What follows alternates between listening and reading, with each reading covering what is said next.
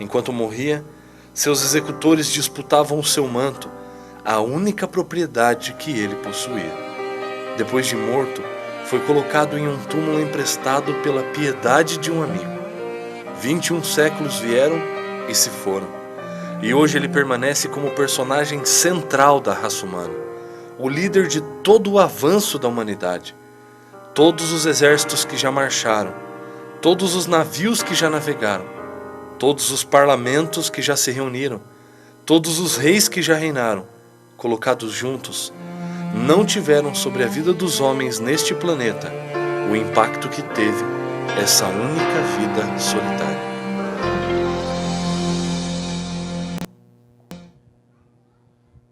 Esse é um texto tirado do livro do pastor Amin Rodor, O Incomparável Cristo, apresentando algumas coisas a respeito da pessoa de Jesus. Não fez muitas coisas que nós associamos com grandeza, enfim, mas nenhuma outra coisa teve tanto impacto na vida da humanidade como a vida dele.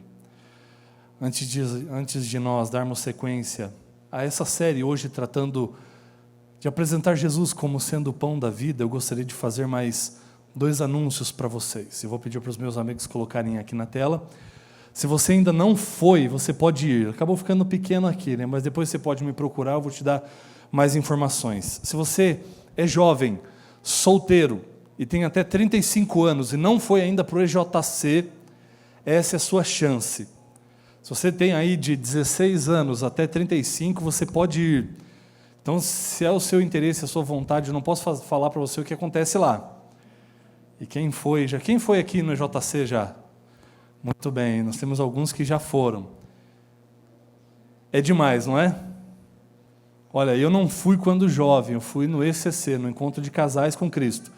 Fui no EJC com o pastor, já para ver como é que funciona. Gente, um dos programas mais extraordinários para jovens que eu já vi.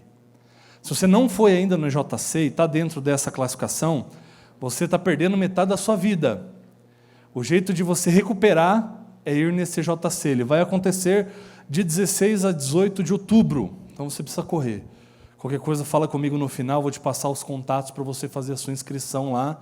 E aí não se preocupe com mais nada. Você vai participar de uma das atividades mais impressionantes da sua vida, de uma das experiências mais relevantes da sua vida.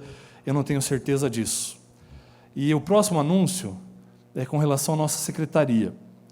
Nós já temos um cadastro dos nossos membros, mas alguns desses cadastros estão incompletos. A nossa secretária Bruna, ela mandou essa semana um e-mail para você que é membro aqui da Vila. Então dá uma checadinha lá na sua caixa de entrada. Se não tiver lá, olha lá no spam para ver se não foi para lá. Se você não recebeu de maneira alguma, anota esse e-mail e manda um e-mail para ela dizendo assim: Bruna, sou um membro da Vila, mas não recebi esse formulário. Ela está mandando para vocês um formulário para você preencher para a nossa atualização de secretaria. Então é muito importante para que nós possamos ter o seu contato e disponibilizar algumas informações pelo seu e-mail também. Envie um e-mail para cá, caso você não tenha recebido, para você poder receber e preencher esse formulário, ok? Uma imagem chocou o mundo durante essa semana. E realmente é de cortar o coração olhar para essa imagem. E quando me deparei com ela e com toda a história envolvida por trás disso, eu fiquei pensando em muitas coisas. São refugiados que estavam indo em busca de uma terra melhor, de um lugar melhor. E olhando para essa cena, eu pensei que eles têm tudo a ver com cada um de nós, porque nós também almejamos uma terra melhor. Nós também almejamos viver num mundo longe da opressão do pecado,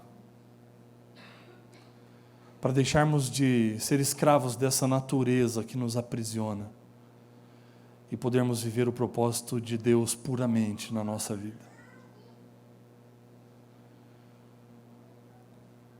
Do que está cheio o teu coração? O teu coração ainda está cheio desta esperança? Ou será que você vai remar e no final vai acabar morrendo na praia? Talvez seja a hora de você parar e pensar na trajetória que você está escolhendo para alcançar essa nova terra. Talvez seja o momento de você parar e pensar quais caminhos você tem tomado, quais escolhas você tem feito, para que você realmente possa participar de uma terra melhor. Pode tirar a imagem, muito obrigado, pessoal da mídia. E é por isso que nós vamos meditar nesse texto hoje. Abra sua Bíblia no Evangelho de João, no capítulo 6.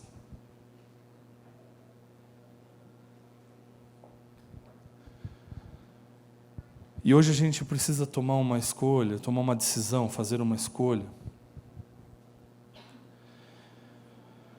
que diz respeito à nossa trajetória aqui nesse mundo, que diz respeito à nossa espiritualidade, que diz respeito à nossa condição na qual nos encontramos, que diz respeito a tudo aquilo que nos envolve e que nos afasta desse propósito de um dia alcançarmos essa terra, esse lugar melhor. Evangelho de João, no capítulo 6, é uma história muito conhecida. E queridos, talvez eu não traga nada de novo hoje aqui. Até por ser um texto bastante conhecido, bastante explorado. Mas pela simplicidade do texto que nos é apresentado, eu gostaria de trazer isso novamente à nossa mente.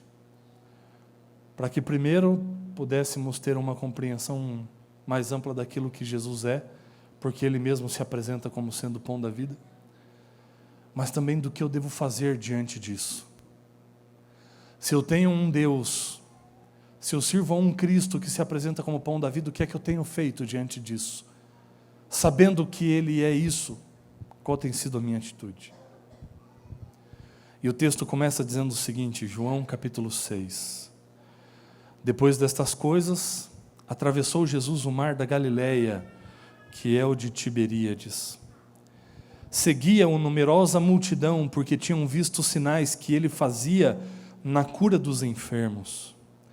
Então subiu Jesus ao monte e assentou-se ali com os seus discípulos. Interessante, alguns detalhes que esse relato vai apresentando para nós.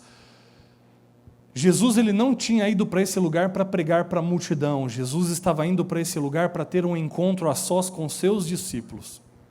Quem sabe para descansar um pouco das viagens que tinha feito anteriormente, das curas que tinha realizado, enfim, de toda aquela turbulência que envolvia constantemente o seu ministério, pela oposição dos fariseus, dos escribas, enfim. Jesus ele se afasta com seus discípulos para ter um momento a sós e um momento com eles.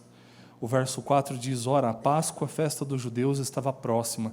Em virtude disso, inúmeras pessoas de outras regiões estavam em Jerusalém. Estavam ali nas redondezas. E com certeza, como a festa estava próxima ainda, não se dirigiram para Jerusalém, mas foram atrás de Jesus, aproveitando que já estavam ali por perto. Versículo 5 diz o seguinte, então Jesus, erguendo os olhos e vendo que grande multidão vinha ter com ele, disse a Filipe, onde compraremos pães para lhes dar a comer?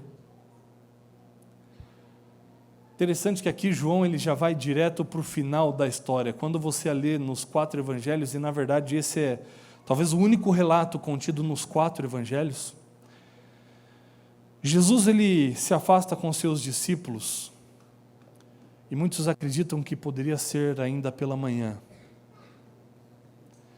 Jesus, ali com seus discípulos, começa a observar que as pessoas estavam chegando. Não havia sido feito um convite, as pessoas estavam vindo de livre e espontânea vontade, para ouvi-lo pregar. E eu fiquei pensando, que coisa, né? Fiquei imaginando, de repente, passar uma terça, uma segunda, uma quinta-feira aqui na frente da vila, e aí os membros da vila estarem aqui na frente dizendo, pastor, vem aqui e prega para a gente. Que coisa maravilhosa, né? Isso é difícil de acontecer. A gente tem os momentos de culto e tem que fazer um esforço danado para o pessoal vir nas horas que a gente já combinou. Imagina se não combinar nada, né? Mas é porque o que Jesus falava ali era diferente. Porque a pessoa de Jesus era diferente. E as pessoas tinham prazer de ouvir Jesus falar, porque quando ele falava, alguma coisa acontecia na vida daquelas pessoas, então mesmo sem terem sido convidadas, sem ter sido anunciado qualquer sermão de Jesus, as pessoas o procuram e uma grande multidão vai até ele pedindo para que ele falasse para aquelas pessoas.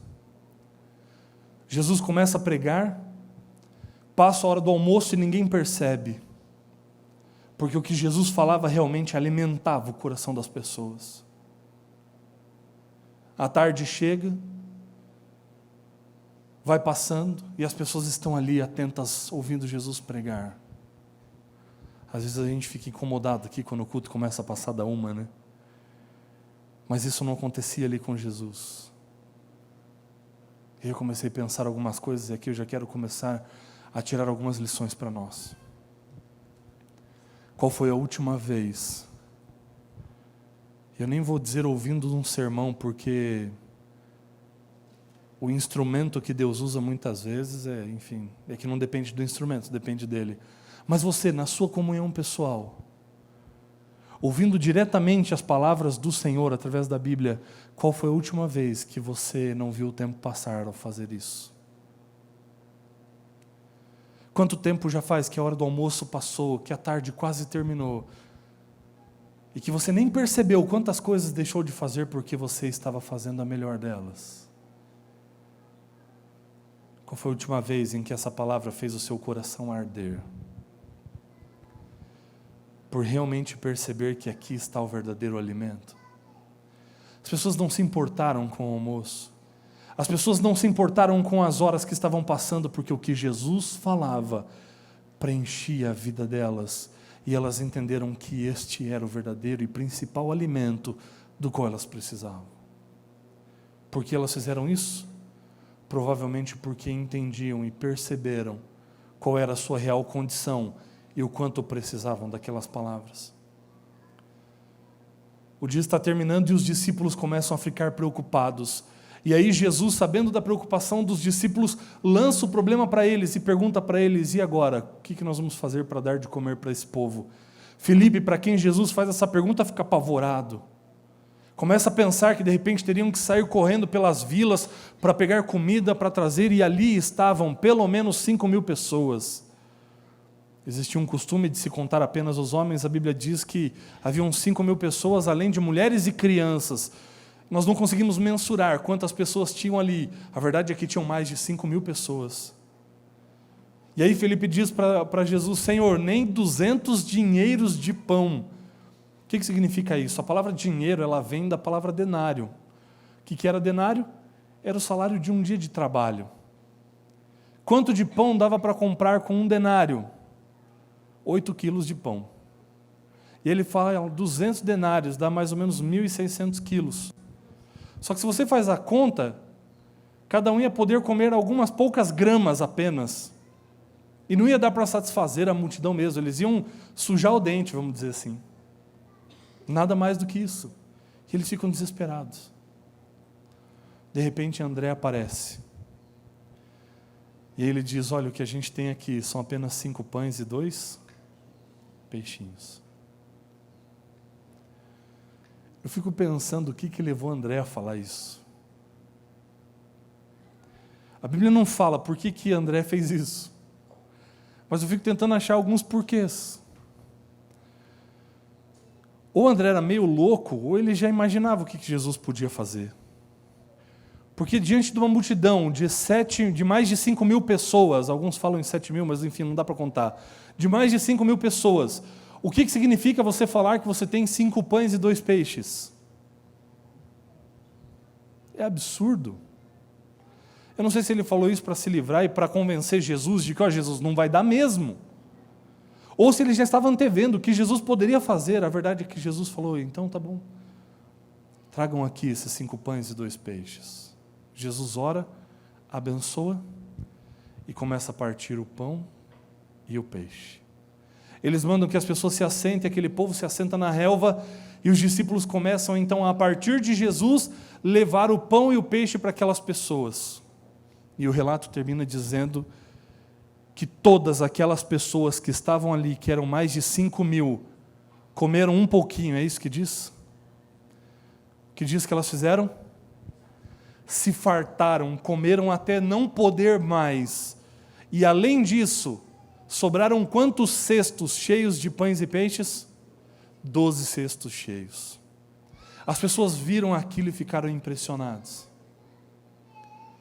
Muitos que estavam ali já tinham ouvido falar de várias curas que Jesus tinha realizado, e agora puderam ver esse milagre.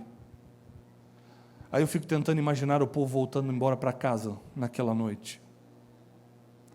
Se você estivesse ali no meio, tivesse comido desse pão e desse peixe, qual seria o assunto que você voltaria comentando para casa? As pessoas inevitavelmente voltaram conversando sobre isso.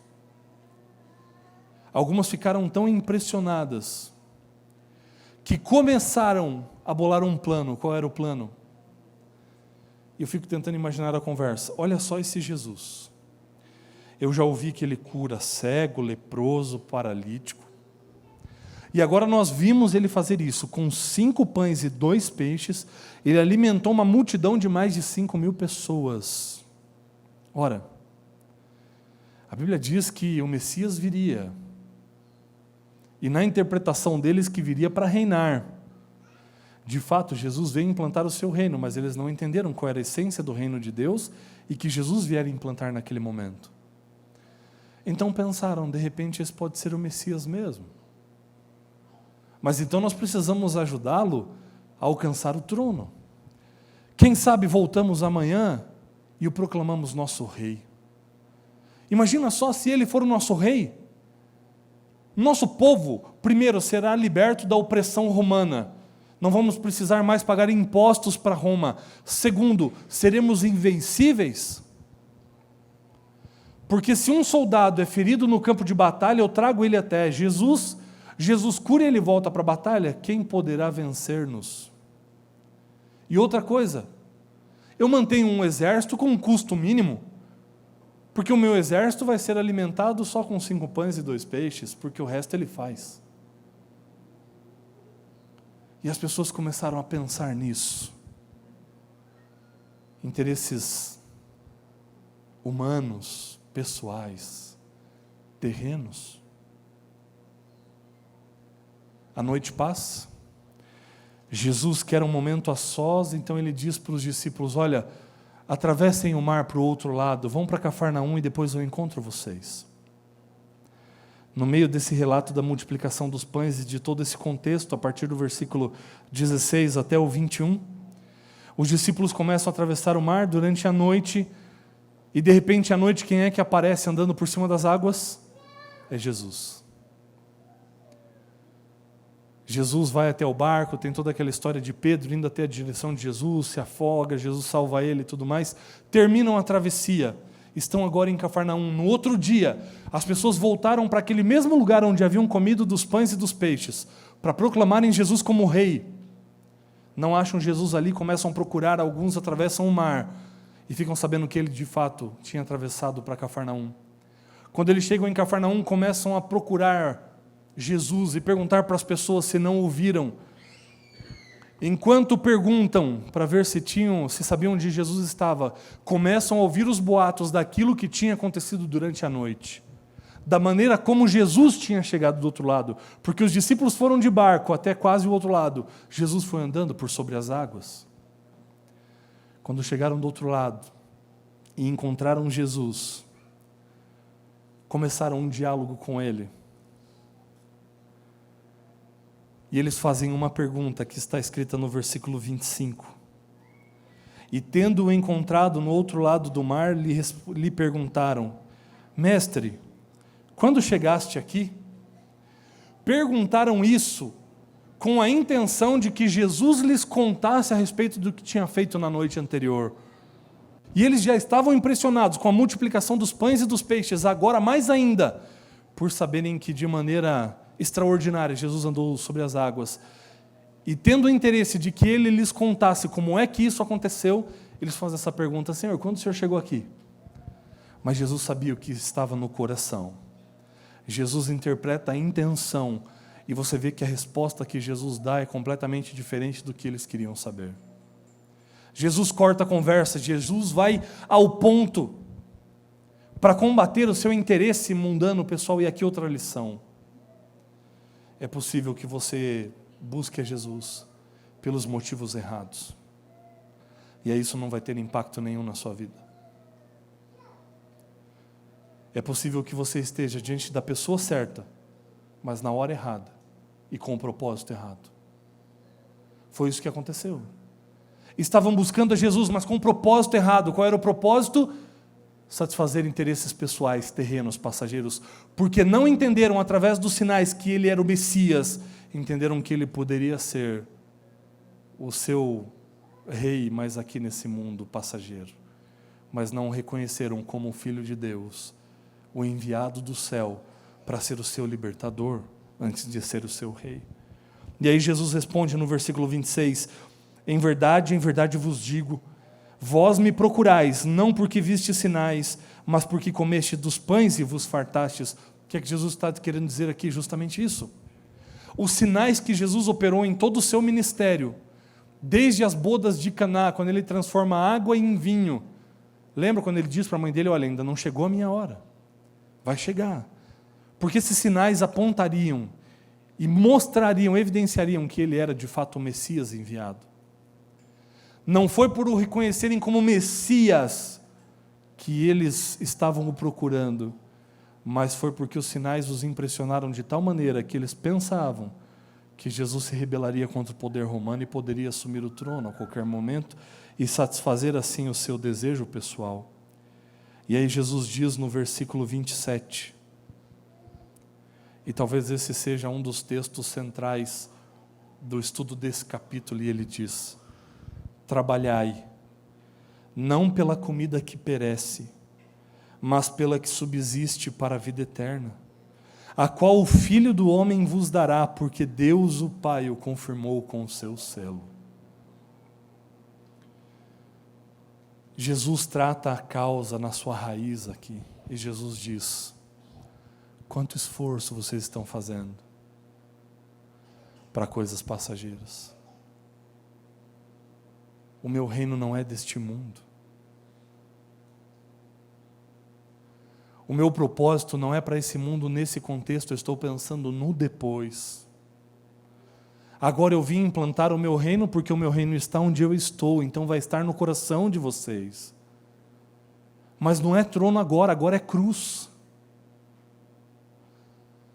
Essas coisas vão passar e o que vai permanecer é o que virá depois, mas que começa agora.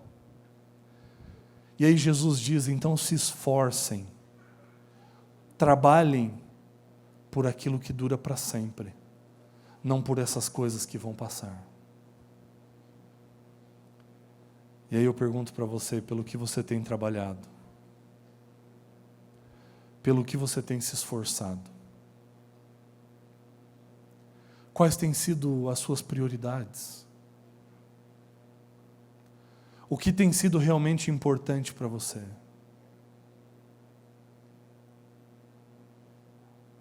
Aqui nesse mundo é natural que nós tenhamos alguns desejos, anseios, alguns interesses.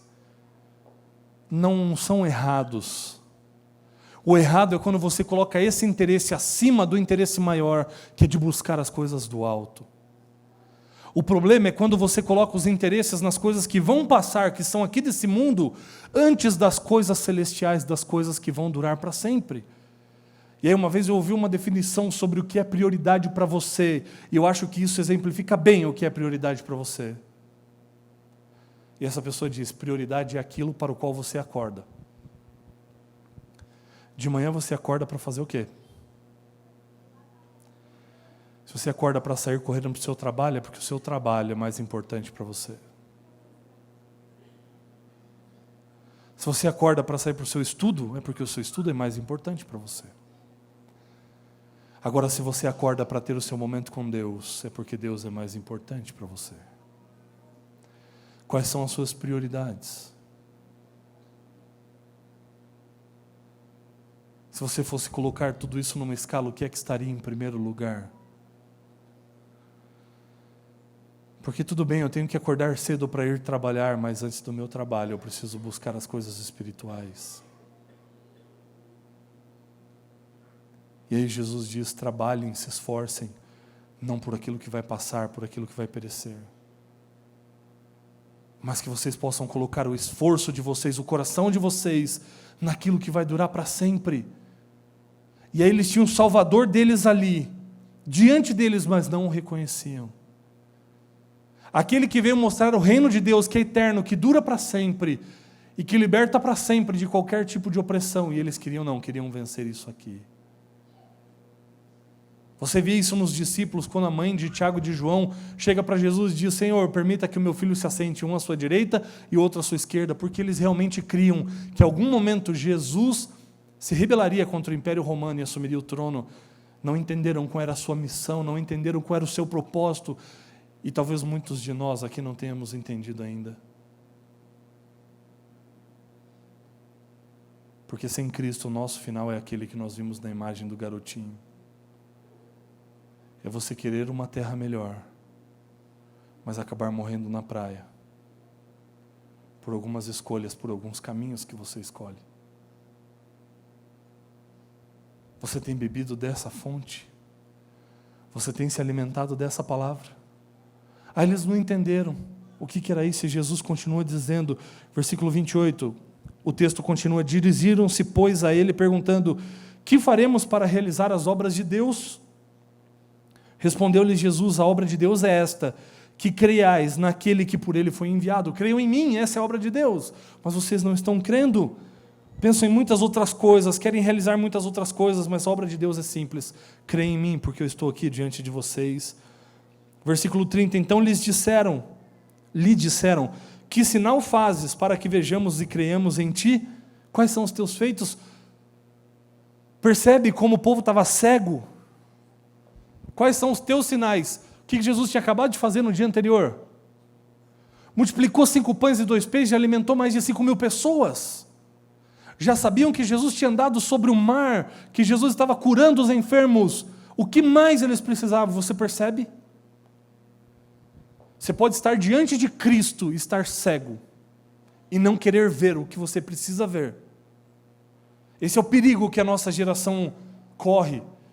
Porque o pós-modernismo diz que cada um tem a sua verdade. Isso é mentira.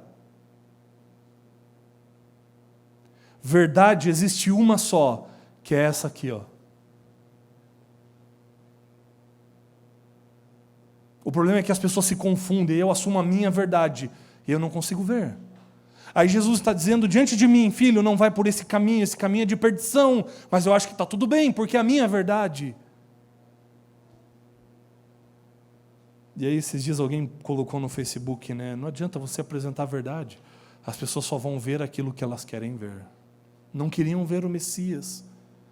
E você tem visto o Messias? Como você tem visto esse Jesus? Porque, querido, se Ele é o pão da vida, e você não ver que Ele é isso, você vai continuar se alimentando de um monte de outras coisas aí. E isso vai comprometer a sua salvação. De quais fontes você tem bebido, de quais fontes você tem se alimentado. E aí a conversa ainda continua, versículo 31, nossos pais comeram maná no deserto, como está escrito, deu-lhes a comer pão do céu. Replicou-lhes Jesus: em verdade vos digo, não foi Moisés quem vos deu o pão do céu, o verdadeiro pão do céu é meu Pai quem vos dá. Porque o pão de Deus é o que desce do céu e dá vida ao mundo. Quer ter uma vida diferente? Quer ter abundância de vida? Você tem que se alimentar do pão que desce do céu.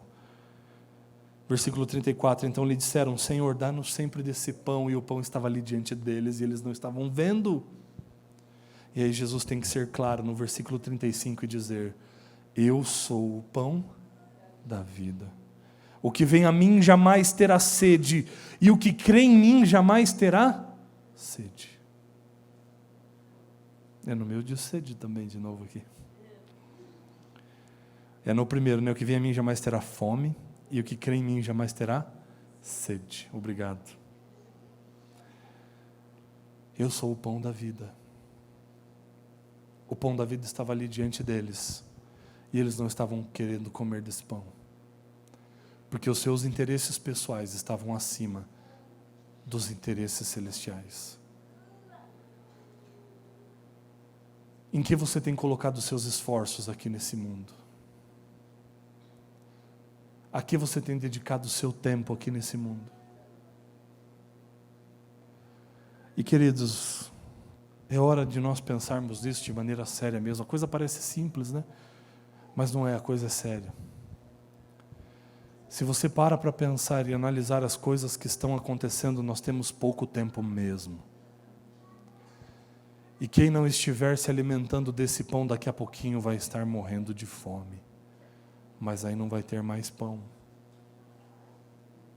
Aí não vai dar mais tempo. E eu queria só lançar para você estudar isso lá na sua casa, pesquisar depois. Olha os movimentos que estão acontecendo no nosso mundo. No cenário econômico, político, religioso. Pesquisem a respeito do vice-presidente dos Estados Unidos. Veja qual é a religião dele. E quando você pesquisar isso aí, você vai entender. Ele ainda não é candidato a ser um candidato à presidência. Mas se ele for, nós estaremos vendo a profecia se cumprir diante dos nossos olhos. E isso pode acontecer dentro dos próximos meses. Você percebe a brevidade?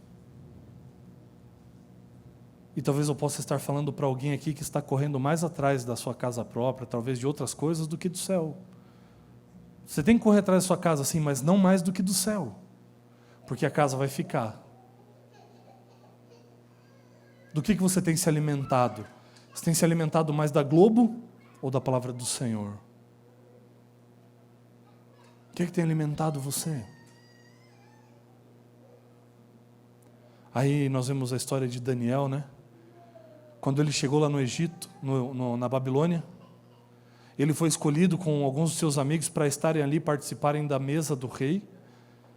E aí o versículo 8, Daniel 1:8 diz assim: resolveu Daniel firmemente não contaminar-se com as finas iguarias da mesa do rei. Por que ele fez isso? Será que na mesa do rei só tinha coisas que ele não podia comer? Não é, claro que não. Com certeza haviam muitos alimentos ali puros que ele poderia comer. Mas ele decidiu viver não pelo pão, mas por toda a palavra que sai da boca de Deus. E não foi isso que Jesus disse também, repetindo as palavras de Moisés em Deuteronômio? Quando Satanás o tentou, ele diz: não só de pão viverá o homem, mas de toda a palavra que sai da boca de Deus. Então para de correr atrás daquilo que você acha que sustenta você, porque você só consegue o teu sustento porque Deus dá para você. A origem de tudo é Deus, então para de correr atrás das coisas desse mundo e começa a colocar o teu coração nas coisas que não passarão, que durarão para sempre, que é o céu. Somente as pessoas que aprenderem a viver de toda a palavra que sai da boca de Deus poderão perseverar até o fim. Porque lá no fim, para aqueles que permanecerem fiéis, as coisas vão faltar. Não vai ter nada que você vai poder fazer para o seu sustento. A Bíblia mesmo diz: não vão poder comprar nem vender. E aí você vai viver do quê? Se até hoje você tem corrido atrás dessas coisas. Ou você entende que Deus é o pão da vida, ou você entende que Ele é a essência, Ele é o teu mantenedor, ou você vai ter dificuldades quando a crise chegar. E aqui Jesus diz para eles: o pão da vida sou eu. É de mim que vocês têm que se alimentar. Ele repete isso por 3 vezes nesse discurso. E essas repetições evidenciam a ênfase que Jesus queria dar. Alimentem-se de mim. Busquem a mim. E Ele já prometeu: buscai, pois, em primeiro lugar o reino de Deus e a sua justiça. E estas coisas vos serão acrescentadas. Quais são estas coisas? Nos versos anteriores diz: não andeis ansiosos quanto ao que haveis de comer, beber e vestir. Percebe? O que é essencial para a manutenção da vida, Ele já disse: eu vou dar para você. Então inverta as coisas, comece a buscar a Ele, porque o resto Ele vai dar. Só que daí a gente perde tempo, porque busca o que Ele já prometeu que vai dar, e aí não recebe dele. Aí é do teu esforço. Jesus começa a dizer para eles, a partir desse momento, do versículo 41, olha, vocês têm que comer da minha carne e beber do meu sangue. O que é isso? É entender que se você tem Jesus, você tem tudo. E aí, diante desse discurso, algumas pessoas se manifestaram dizendo o que está escrito no versículo 60. Duro é este discurso, quem o pode ouvir? Sabe por que é difícil, que é duro esse discurso? É porque é duro abrir mão daquilo que eu gosto. É porque não é fácil abrir mão das comodidades que eu tenho, do conforto que eu tenho. Não é fácil sair da minha zona de conforto. Exige você se desapegar das suas qualidades, habilidades e depender exclusivamente de Deus. Não é fácil fazer isso. Não é fácil abrir mão do controle da minha vida, não é fácil matar o meu eu, é por isso que é duro esse discurso. Sabe o que aconteceu depois disso? Muitos foram embora. Aquela multidão que estava ali, mais de 5.000 pessoas, sabe o que eles fizeram? Disseram, duro é esse discurso. Isso é muito difícil para mim. Deram as costas e foram embora. Abandonando Jesus, não só se despedindo daquele momento, abandonando Jesus. E aí quando Jesus viu aquela multidão indo embora, ele se volta para os 12 que estavam ali. E diz o seguinte, versículo 66 em diante. À vista disto, muitos dos seus discípulos o abandonaram e já não andavam com ele. Então perguntou Jesus aos 12, porventura, quereis também vós outros retirar-vos?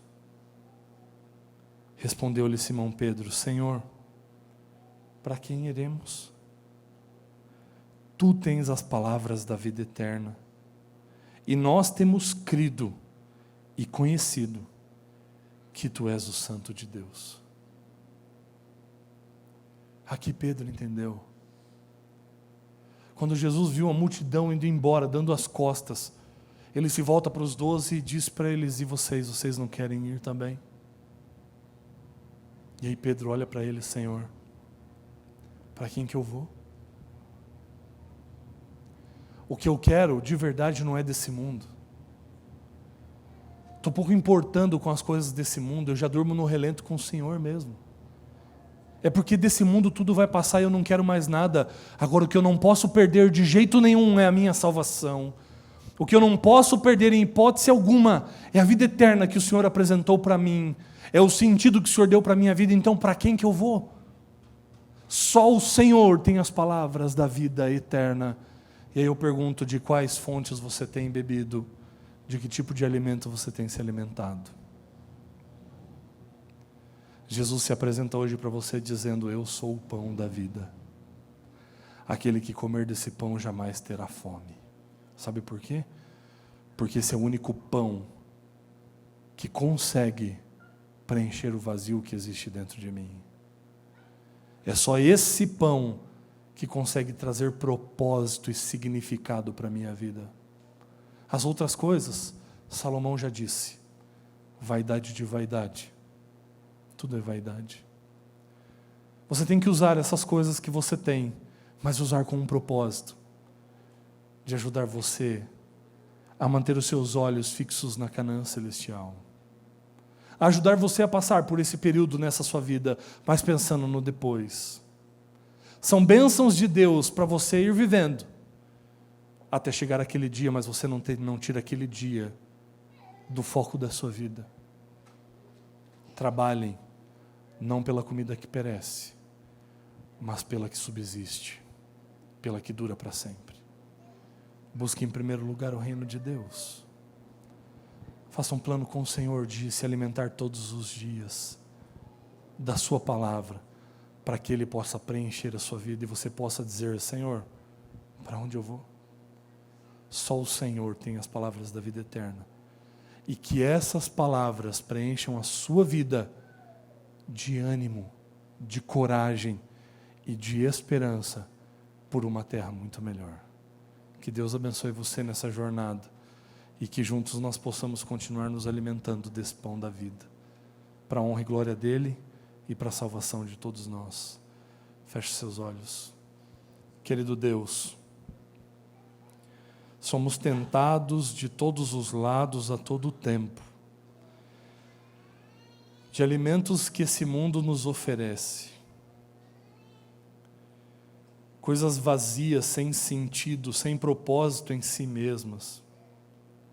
E infelizmente, às vezes, caímos no engano de colocarmos esses interesses mundanos, passageiros, acima dos interesses pelas coisas do alto. Se temos feito isso, Senhor, perdoa-nos. Abre os nossos olhos para que possamos ver aquilo que está diante de nós com clareza. Que possamos perceber, ó Deus, a nossa real condição e o tamanho da nossa necessidade por esse verdadeiro alimento, que é o pão que desceu do céu e que tem condições de dar vida ao mundo. Que ao nos alimentarmos de Cristo Jesus, da sua palavra, que possamos ter vida em abundância e que possamos receber a força e o poder necessários para vencermos as nossas batalhas espirituais pelo Teu nome. Fica com o Teu povo, ó Pai, e ajuda, Pai querido, aqueles que ainda não têm o hábito de buscarem ao Senhor, para começarem bem o seu dia, que possam fazê-lo e assim experimentarem a bênção de andarem na Sua presença e de terem o Seu poder à sua disposição. Transforma a nossa vida, ó Deus, e muito obrigado por ser o pão da vida para cada um e para todos nós, em nome de Jesus Cristo. Amém, Senhor. Amém. Deus abençoe você. E só um detalhezinho, para o nosso encontro do Vila 2020, para aquela reunião de desenvolvimento espiritual e cumprimento da missão, se você quer almoçar aqui com a gente, procure durante essa semana o Fábio e dê o seu nome para ele. Ou a Vivi aqui, a saída também. Procure para ela, caso você não tenha dado o seu nome, e diga, olha, eu quero almoçar aí com vocês e quero participar da reunião à tarde.